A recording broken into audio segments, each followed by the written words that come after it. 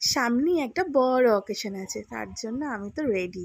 কি পরবো না পরবো, তো আমি এখানে একটা শাড়ি কিনেছি, তো সেটাই তোমাদেরকে দেখাতে চলে এলাম। দেখো, এই হচ্ছে শাড়িটা। তো শাড়িটা এত সফট, এত সুন্দর। দাঁড়াও, তোমাদেরকে ভালো করে খুলে দেখাই। তো এই হচ্ছে শাড়িটা। তো তোমাদেরকে পুরোটা খুলে দেখালাম। দেখো, শাড়ির যেমন কালারটা সুন্দর, তেমনি কাজটা। তো এই কালারটার মধ্যে সিলভারটা খুব ভালো মিশেছে, আর পুরো শাড়িটা দেখো খুবই সুন্দর। তো বারবার করে আমি শুধু শাড়িটা গায়ে নিচ্ছিলাম, ভাবছিলাম কবে পরবো। তোমাদেরকে শাড়িটা দেখিয়ে দিলাম। তোমাদেরকে শাড়িটা দেখানোর পর আমরা চলে গেছিলাম একটা দোকানে, হিয়ার জন্য একটা জামা কিনতে। আর হিয়া দেখো এখানে নিজের বাড়ির মতো ঘুরে বেড়াচ্ছে। তো এখানে হিয়ার জন্য একটা জামা, একটা চাদর, তো আমার জন্য একটা নাইটি সব কিনে নিয়েছি। তো এখানে সানিয়ার কাকিমাও গেছিলো, তো ওরাও অনেক কিছু কেনাকাটা করলো। তো এখানে হিয়া দেখো মায়ের ব্যাগটা কিন্তু একদম ছাড়েনি। হিয়া এরকম দুষ্টুমি করেই যাচ্ছে, আর দেখো ঘুরেই যাচ্ছে।